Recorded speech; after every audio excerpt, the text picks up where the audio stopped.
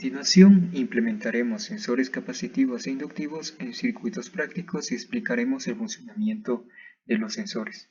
Comencemos con el circuito inductivo. El circuito inductivo está conformado en su estructura interna por varias etapas. Las etapas son las siguientes. La primera etapa es la etapa del sensor de campo. La segunda es la de oscilador. La tercera es un demodulador. La cuarta es un disparador de Schmitt-Trigger y la quinta es la etapa de salida.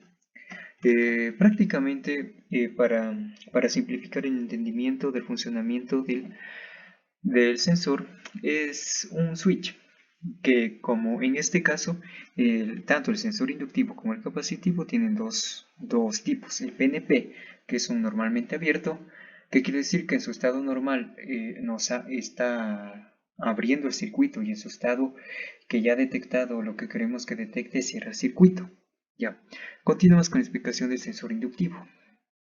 Al estar conformado en su estructura interna por una bobina, al pasar una corriente por la bobina, se generará un campo magnético. Si pasa una corriente continua, un campo magnético continuo. Si pasa una corriente alterna, un campo magnético alterno. Pero esto no nos importará, ya que al final el campo variará, como ya veremos a continuación. Al momento de nosotros acercar un material ferroso, es decir, un material magnético, se producirá una concatenación de flujo magnético, lo que producirá una oposición al campo del sensor. Esta oposición al campo hará que la inductancia varíe, y en la etapa del oscilador, este oscilador detectará esa variación como una variación de la frecuencia, lo que hará que éste varíe, y esto hará que funcione nuestro sensor. Bueno, y la explicación para el sensor capacitivo es básicamente similar, solo que el fenómeno con el cual actúa el sensor capacitivo es campo eléctrico. Campo eléctrico genera voltaje, y voltaje es una variable de las cuales depende el capacitor, y por lo tanto el sensor capacitivo.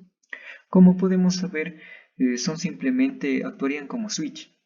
Eléctricamente son como un switch, que se verá aquí en el software de simulación Cadecimu. Bueno, ¿por qué se usa este software?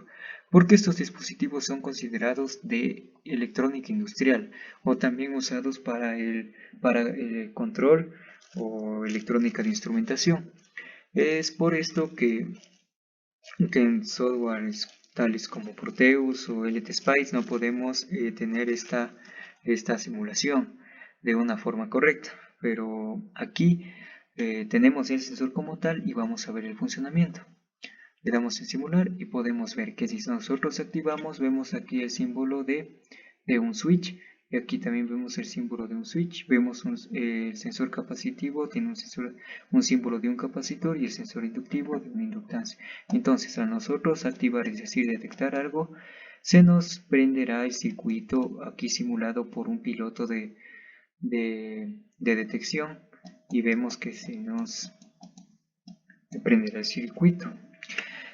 Bueno, pero para nosotros tener un circuito práctico, vamos a hacer para el sensor inductivo un detector de una puerta metálica. Cuando la puerta esté sin abrir, es decir, esté cerrada, solo se prenderá un LED, y cuando el sensor haya detectado el metal de la puerta metálica, es decir, se haya abierto la puerta, se prenderá una alarma y también el LED. Esto lo podemos simular en Proteus con el accionamiento de un switch o de un contacto normalmente abierto, que es básicamente lo que ya habíamos mencionado.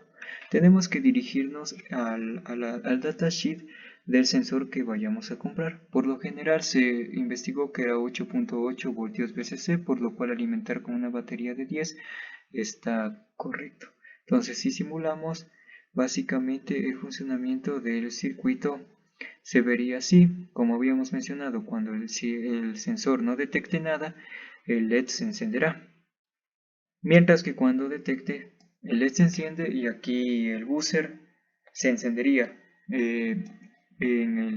Vamos a ver el funcionamiento en protoboard de este circuito implementado acá. Para el sensor capacitivo se usará básicamente el mismo circuito, con la diferencia de que ahora ya no detectará una puerta metálica, sino detectará el nivel de una botella de agua. ¿Qué quiere decir? El sensor capacitivo, a diferencia que el inductivo, puede detectarnos humedad, agua y diferentes parámetros físicos. En este caso, el agua hará que la capacitancia varíe y por lo tanto se encenderá, por lo cual tendremos el mismo funcionamiento de circuito. Para finalizar el video explicativo, presentaremos el circuito implementado en protoboard, y básicamente la conexión del sensor sería básicamente igual. Como aquí podemos ver, son sensores que cuentan con dos hilos, básicamente con dos hilos, y se energizaría así, el más y el menos, como tenemos acá. Y eso sería todo en cuanto a estos sensores. Gracias. Bueno, en la explicación del circuito en Proteus vamos a profundizar un poco más esto. Nosotros al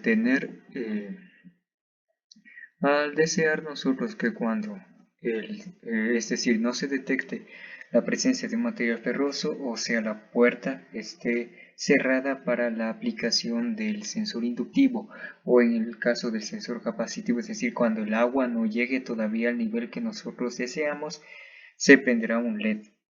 Y cuando es el LED de acá, y cuando nosotros ya detectemos el material que mencionamos anteriormente, es decir, cuando nuestro sensor detecte la puerta de metal o el nivel del agua a cual nosotros ya queremos, entonces se cerrará, como ya se había explicado, y la corriente va a circular.